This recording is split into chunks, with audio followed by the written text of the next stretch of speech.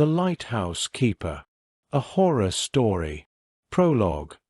The Advertisement. I found the job posting on page 7 of the Portland Press Herald. * Lighthouse Keeper needed for remote station. 6-month contract. $50,000. Room and board provided. Must be comfortable with complete isolation. No internet. Limited radio contact. Previous keepers left their positions unexpectedly. Contact Maritime Services for application. $50,000 for 6 months. That was more than I'd made in the past 2 years combined. I'd been blacklisted from every marine biology lab on the East Coast after my research misconduct hearing. Didn't matter that I'd been right about the data.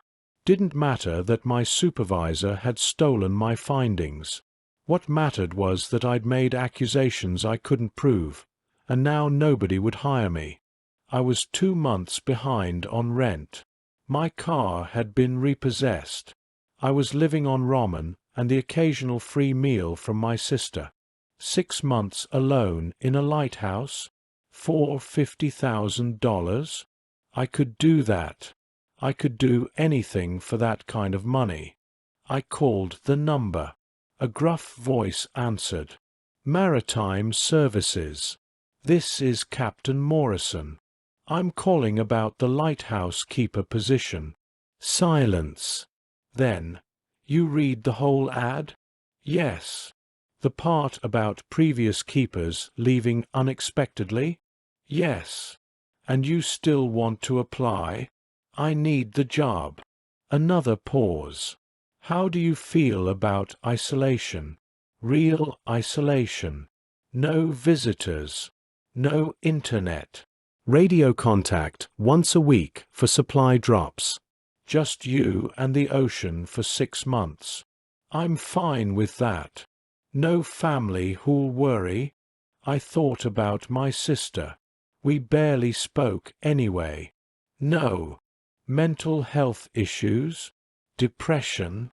Anxiety? No. A lie, but a necessary one. Can you start in 3 days? Yes. Good.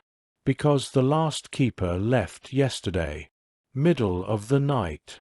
Didn't even pack. Just got in the supply boat and refused to go back. Won't tell us why. That's the 3rd keeper in 18 months. So I need to know. You going to stick it out? 6 full months. I'll stick it out. We'll see. Pack light. Boat leaves Thursday at dawn. Don't be late. He gave me the address and hung up. I should have asked more questions. Should have asked why 3 keepers had quit. Should have asked what unexpectedly meant. But I needed the money too badly to care. Part 1. The Island. The boat ride took 4 hours. Captain Morrison piloted a small fishing vessel loaded with supplies. Food, fuel, batteries, emergency equipment. He didn't talk much. Just stared at the horizon and smoked hand-rolled cigarettes. As we got closer, I saw it. Beacon Rock Lighthouse. Alone on a tiny island of black stone and scrub grass. The lighthouse itself was a white tower, maybe 80 feet tall, with a black top housing the light mechanism. Next to it stood a small keeper's cottage. And beyond that, nothing. Just ocean in every direction. Miles and miles of grey, churning water. That's it. I asked. That's it. Welcome to Beacon Rock. Population 1. We pulled up to a small dock. Morrison helped me unload supplies. Boxes of canned goods, fuel drums, fresh water containers, batteries for the backup generator. Radios in the cottage, he said. Check-in is every Thursday at noon. Miss 2 check-ins. We come out to investigate.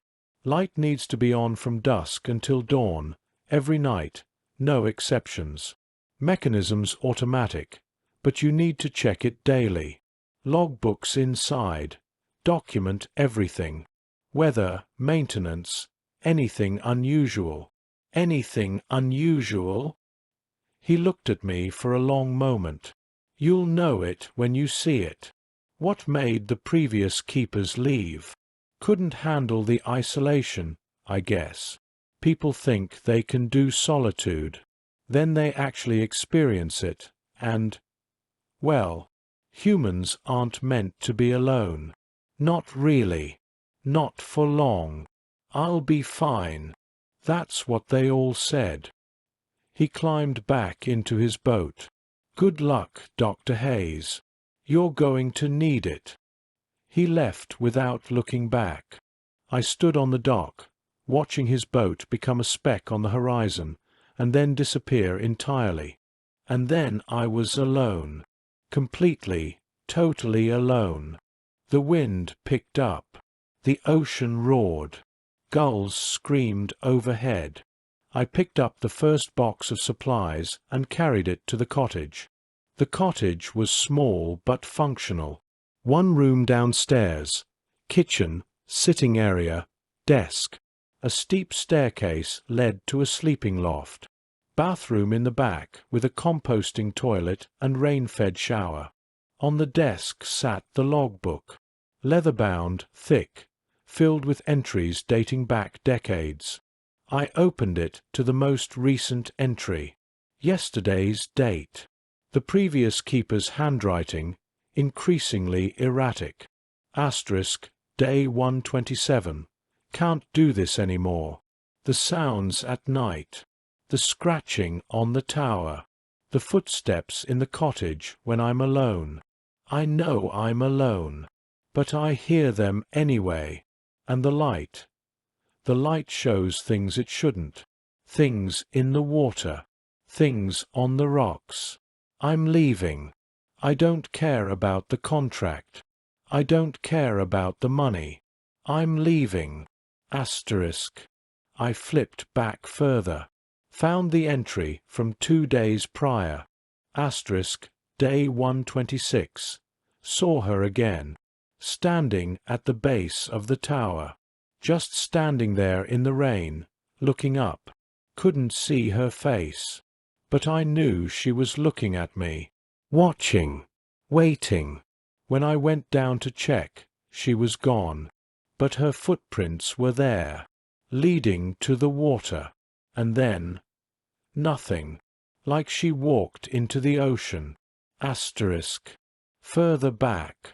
Asterisk, day 120. The radio isn't working right. When I check in with Morrison, I hear other voices underneath. Whispers. Can't make out the words. But they sound wrong. Like they're not quite human. Morrison says he doesn't hear anything. Says the radio is fine. But I hear them. Asterisk. I closed the logbook. The previous keeper had clearly lost it. Isolation-induced psychosis. Happens to people stuck alone too long. Auditory hallucinations. Paranoid delusions. I wouldn't let that happen to me. I'd keep busy. Maintain routine. Stay rational. I spent the first day unpacking and familiarizing myself with the station. The lighthouse mechanism was a massive Fresnel lens, automated but requiring daily cleaning and maintenance. The tower itself had a spiral staircase, 138 steps to the top. The light room had windows all around, giving a 360-degree view of the ocean. It was beautiful in a stark, lonely way.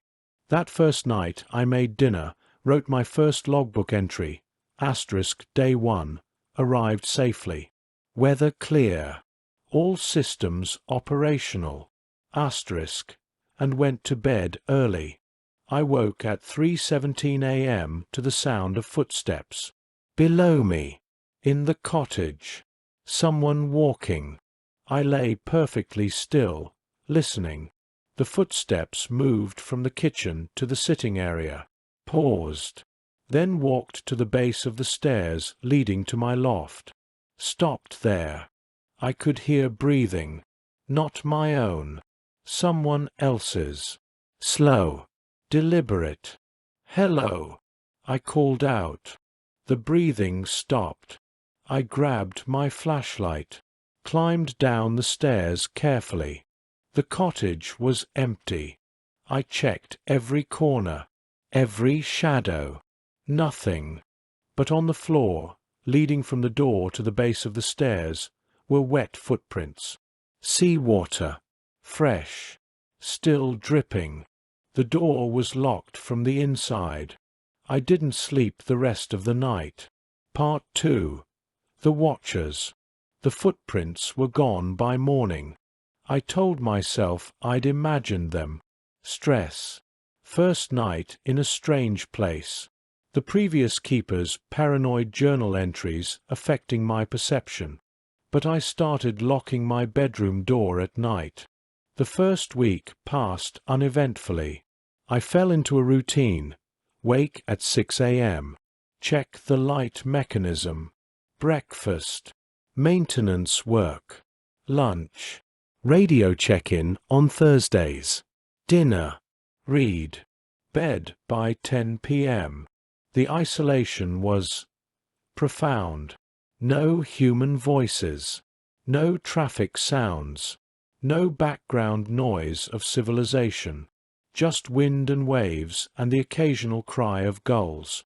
I started talking to myself. Out loud. Just to hear a human voice. On day 8, I saw the first one. I was cleaning the lamproom windows when I noticed a figure on the rocks below, standing at the edge of the water, perfectly still. I grabbed binoculars. It looked like a woman.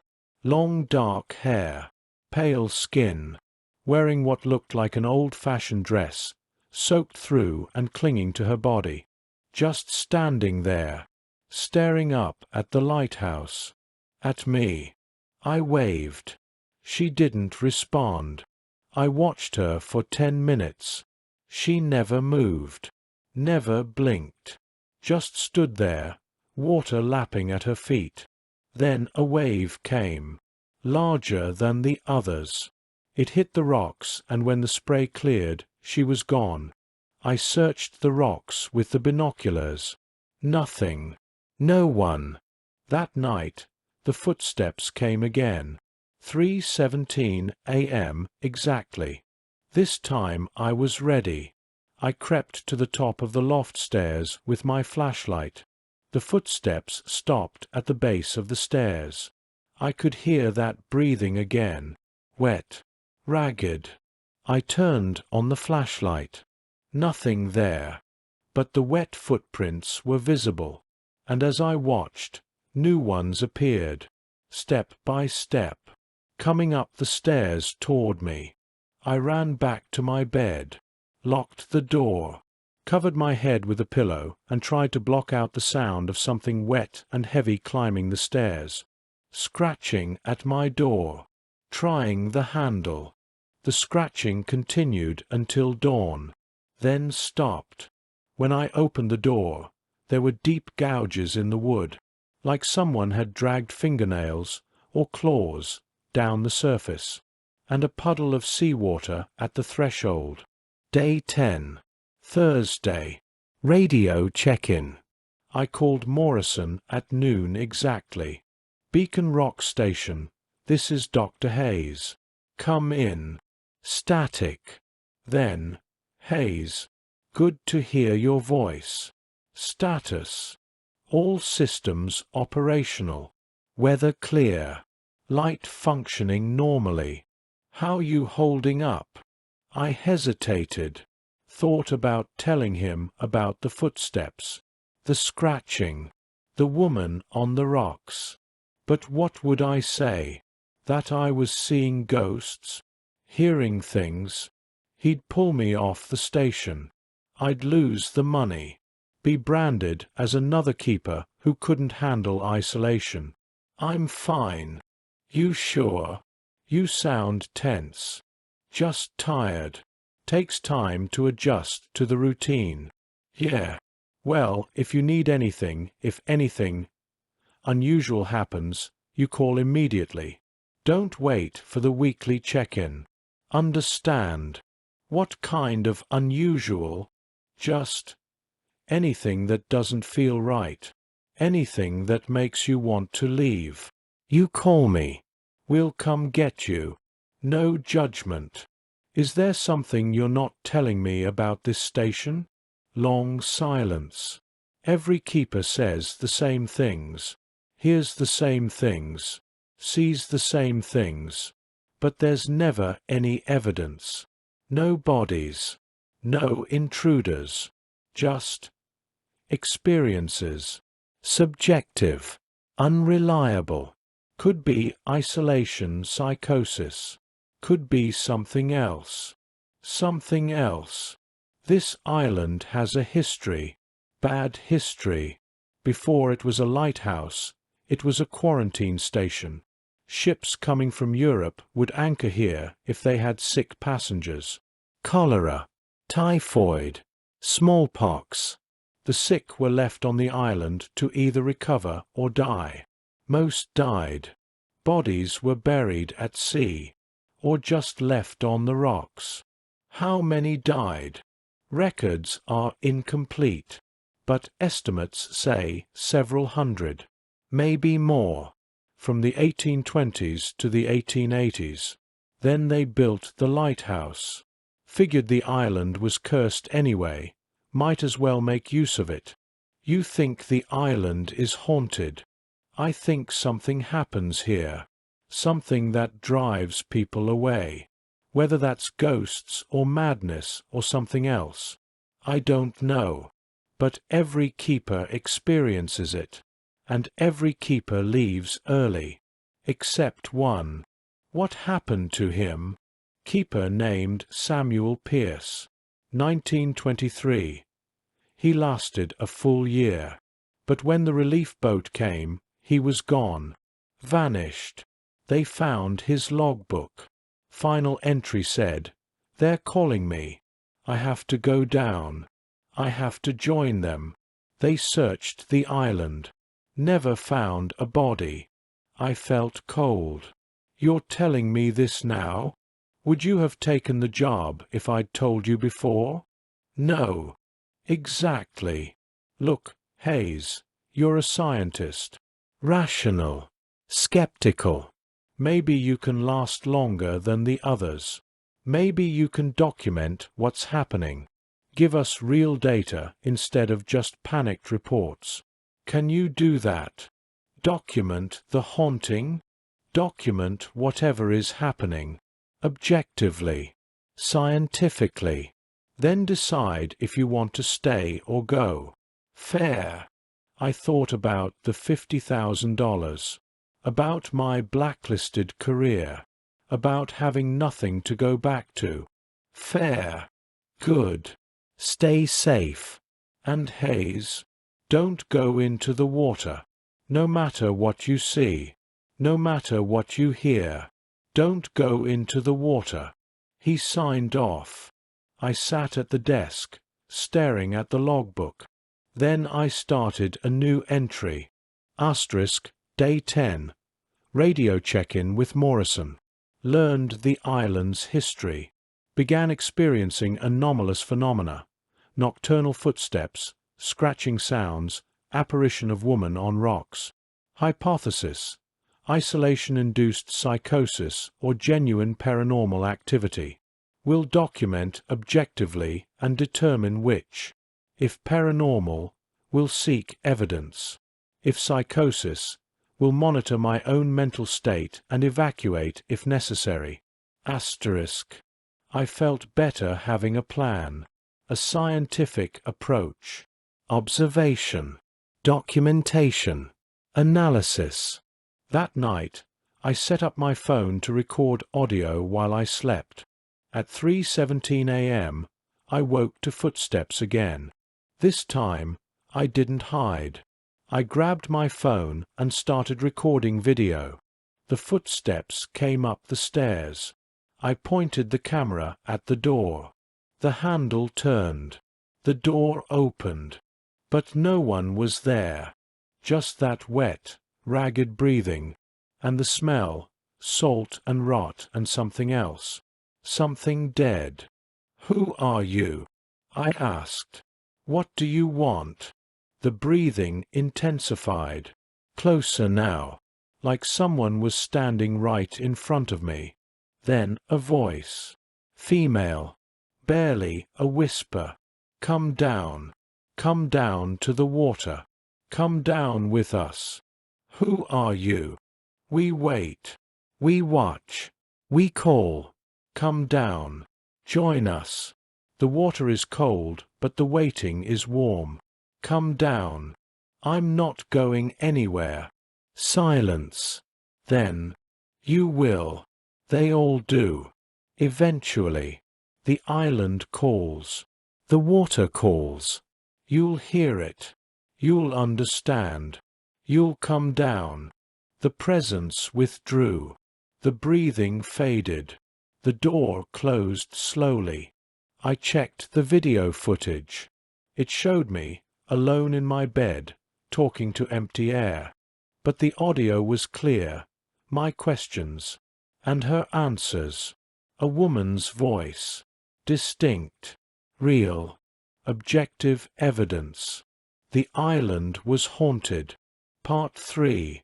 The Drowned. I spent the next week researching. The cottage had a small library of old logbooks dating back to the lighthouse's construction in 1887.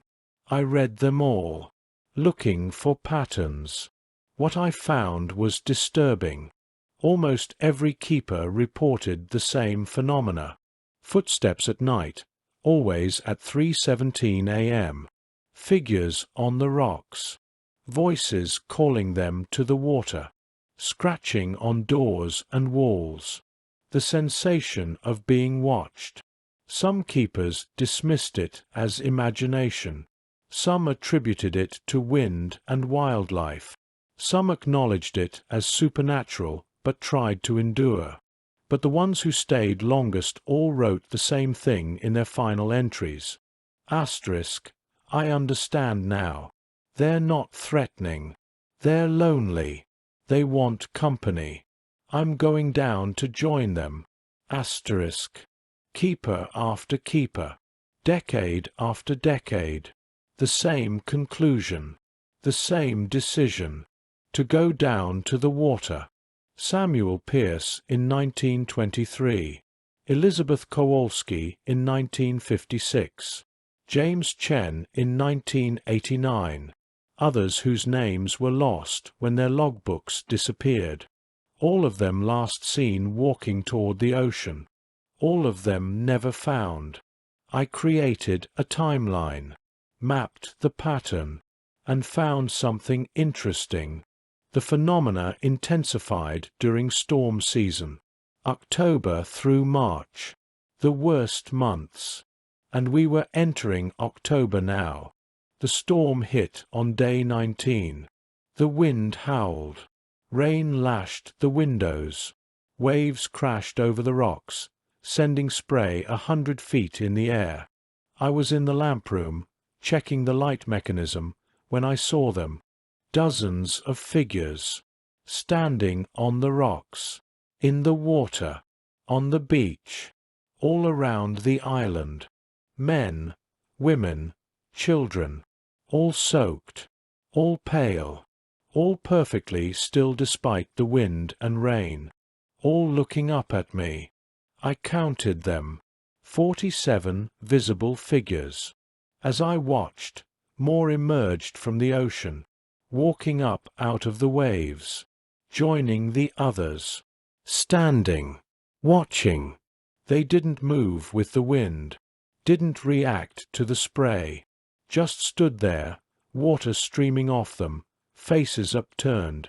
I grabbed binoculars, focused on the nearest one, a man in old-fashioned sailing clothes. His face was bloated, blue-gray, eyes filmed over. Drowned. They were all drowned. The dead from the quarantine station. The ones who died of disease and were dumped in the ocean. They'd been here all along, under the water, waiting, and now they'd come up. The storm raged all night, and all night the drowned stood vigil. At 3:17 a.m. they started climbing, up the rocks, onto the island, toward the cottage. I watched from the window, horrified. They moved slowly, deliberately, water streaming from their clothes, their hair, their open mouths. The first one reached my door, knocked. 3 slow, deliberate knocks. I didn't answer. More arrived, surrounding the cottage, pressing against the walls, looking in the windows with those dead, filmed eyes. They didn't try to break in, just stood there, watching, waiting. One of them, the woman I'd seen on the rocks, pressed her face against my window. Her lips moved. Come down with us. The water is cold, but you'll get used to it. Everyone does. Come down. No, I said. You will. They all do. You'll hear the calling. You'll understand. The loneliness up here is worse than the cold down there. At least in the water, you're never alone. You're with us. Forever. I'm not going into the water. Not yet. But you will. Give it time. Give it weeks. The isolation will break you. The silence will become unbearable. And then you'll hear us, calling, singing, promising company, promising an end to the loneliness. And you'll come down. You'll walk into the waves. And you'll join us. She smiled, teeth blackened, skin sloughing off. We're patient. We've waited decades. We can wait a few more months. You'll come to us. They always do. The drowned stood outside until dawn. Then, as the sun rose, they walked back into the ocean, one by one, disappearing beneath the waves. By noon, they were all gone, like they'd never been there, except for the wet footprints, hundreds of them, covering the rocks, the duck, the cottage steps, and the message written in seaweed on my door. Soon. Part 4. The Calling. I called Morrison the next Thursday, told him everything, the figures, the storm, the drowned. Get out, he said immediately. I'm sending a boat tomorrow. Pack your things. No. Hayes, you're experiencing exactly what every other keeper experienced. It escalates, gets worse. You need to leave before I walk into the ocean. I know. I've read the logs. But I'm not like the others. I can handle this. No one can handle this. Whatever is happening on that island, it breaks people. All of them. Even the strongest. You need to. I need the money. I need this job. And I need to understand what's happening. Scientifically. Rationally. There has to be an explanation. The explanation is that the island is cursed, haunted, evil, whatever you want to call it, and it kills people. Or worse, it makes them kill themselves. Please, come home. I have 4 more months. I can do 4 more months. Hayes, I'm staying. I hung up. I was lying, of course. I wasn't fine. I wasn't handling it. The isolation was crushing. The encounters were becoming more frequent, more intense. Every night at 3:17 they came. The drowned, walking through walls, sitting on my bed, standing over me while I slept, whispering, come down with us, come down. I stopped sleeping. Started taking caffeine pills to stay awake. If I didn't sleep, maybe they couldn't reach me. But the sleep deprivation made things worse. I started seeing them during the day. Figures in the water. Faces in the waves. Shadows that moved wrong. And I started hearing the singing. Faint at first, like a distant choir, coming from the ocean. Beautiful, haunting, calling me. I'd catch myself walking toward the door, toward the water, and have to physically drag myself back. The island was getting inside my head. Day 43. I hadn't slept in 72 hours. I was sitting at my desk, trying to write a logbook entry, when I looked up and saw my reflection in the window. Except it wasn't just me. Behind my reflection stood one of the drowned, a woman, reaching for my shoulder. I spun around. No one there. Looked back at the window. She was still in the reflection. Closer now.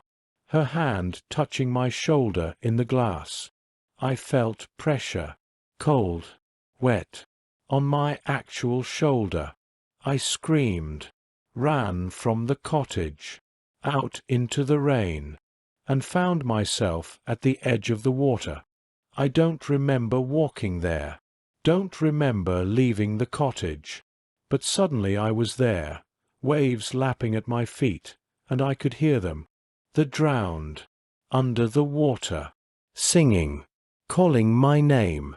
Dr. Hayes, come down with us. You're so tired, so alone. Come down and rest. Come down and join us. We're your family now. We're all you have. Come down. I took a step into the water. The singing intensified. Beautiful, irresistible. Another step. The water was freezing, but it felt welcoming, like coming home. That's it. Come down. Come to us. You'll never be alone again. Never be tired again. Just cold. Just quiet. Just ours. Forever. I was waist deep now. The current pulling at me. The voices surrounding me. And I understood. I finally understood why the keepers walked into the ocean. Because the isolation was unbearable. The loneliness was crushing. And the drowned offered something no one else could. Company. Forever. In the cold darkness. Together. I took another step. The water closed over my head. Part 5. The Choice. Under the water, everything was quiet, peaceful. The singing was louder here, clearer. I could make out words now. Down, down, down we go, where the cold dark waters flow. Down, down, down to stay, where the loneliness fades away. They were all around me, the drowned, swimming, circling, reaching out with pale, bloated hands. I should have been terrified, should have fought to surface, but I felt calm, accepted. This was where I belonged, with them, in the water, forever. One of them took my hand, the woman from the rocks. She smiled. Her touch was ice cold. "Welcome," she said, her voice clear despite the water. "Welcome home. You're one of us now. You'll never be alone again." Others took my other hand, my arms, my legs, pulling me deeper, and I let them, until something grabbed the back of my shirt, pulled hard. I broke the surface, gasping, coughing up seawater. Someone was dragging me back to shore. Strong arms, pulling me out of the water, away from the drowned.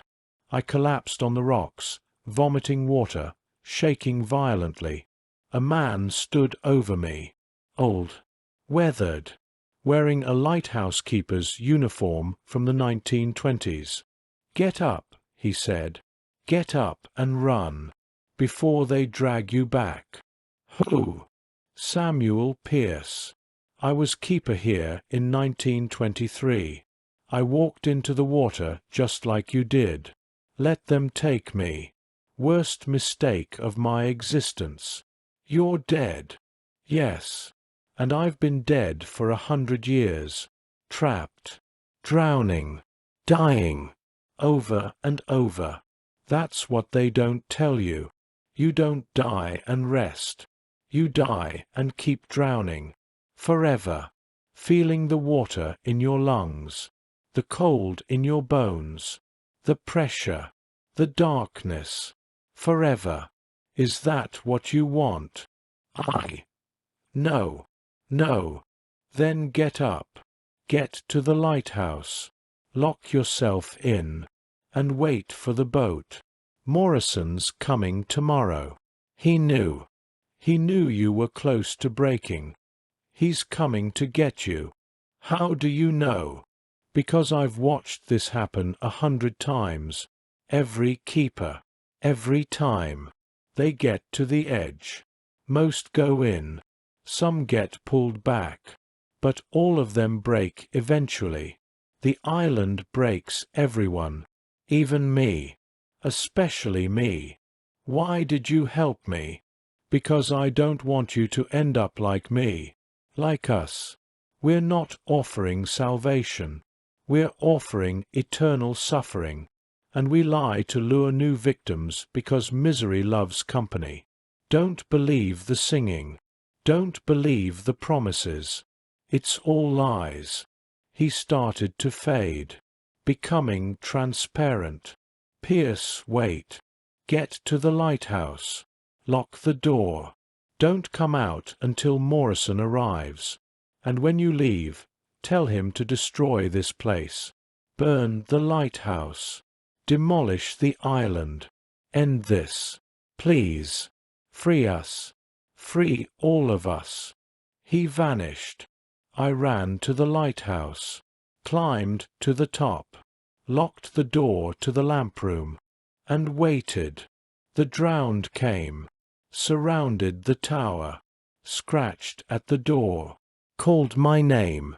But I didn't answer. I stayed awake. Stayed alert. Stayed alive. At dawn, I saw the boat. Morrison. Coming to rescue me. The drowned retreated into the water as he approached, vanishing beneath the waves. By the time Morrison docked, the island looked normal, peaceful, empty. He found me in the lamp room, shaking, dehydrated, barely conscious. "I've got you," he said. "You're safe now. You're going home." I tried to tell him about Pierce, about the drowned, about what they'd tried to do. But all that came out was, "Burn it, please. Burn it all down." Epilogue. 6 months later. I spent 2 weeks in the hospital. Hypothermia, dehydration, severe exhaustion. The doctors said I'd almost died. Another 5 minutes in that water and I wouldn't have made it. I told them I slipped, fell in by accident. They didn't believe me, but they didn't push. Morrison knew the truth, paid me the full 50,000 despite me leaving early, said I'd lasted longer than most, said I'd done well. I used the money to start over. New city, new career, new life. But I couldn't forget the island, couldn't forget the drowned, couldn't forget Samuel Pierce's plea. I lobbied the Coast Guard, Maritime Services, anyone who would listen. Took 6 months. But finally, they agreed. Beacon Rock Lighthouse was decommissioned, demolished. The island was declared unsafe for habitation and quarantined. They used explosives, brought the whole structure down. Tower, cottage, everything. I watched from Morrison's boat. As the lighthouse fell, I swear I heard singing, distant, fading, and then nothing. Silence. They were free. Finally free. The drowned. Samuel Pierce. All of them. Released from their eternal drowning. Allowed to rest. I hope. Sometimes, late at night, I still hear the singing. Faint. Calling me back to the water. But I don't listen. I learned my lesson. Some prices are too high to pay, even for $50,000. Some loneliness is better than the alternative, and some prisons should never be built. I never went back to the ocean, never will, because I know what waits beneath the waves, and I know it's still hungry, still waiting, still calling. The end. Author's note. This story explores the horror of isolation versus the horror of eternal companionship. Loneliness is crushing, devastating. It makes people do desperate things, accept terrible bargains, make choices they'd never otherwise make. The drowned offer Dr. Hayes exactly what she needs: an end to isolation, company, belonging, family. But the price is her life, her autonomy, her eternal suffering. And the story asks, which is worse, being alone forever, or being together in agony forever? The lighthouse keepers all made their choice. They chose company over solitude, connection over freedom, and regretted it for eternity. Dr. Hayes almost made the same choice, almost walked into the water, almost accepted the false promise. But Samuel Pierce saved her, showed her the truth, that the singing was a lie, that the company was torture, that death wasn't rest but endless drowning, and she escaped. But the singing never really stops, the call never really fades. The temptation remains, because loneliness is its own kind of death, and sometimes the drowning seems preferable. Stay safe, stay alert, and if you ever hear singing from the ocean, don't listen, don't go down to the water, don't join them, no matter how lonely you are, no matter how much they promise. Don't go down.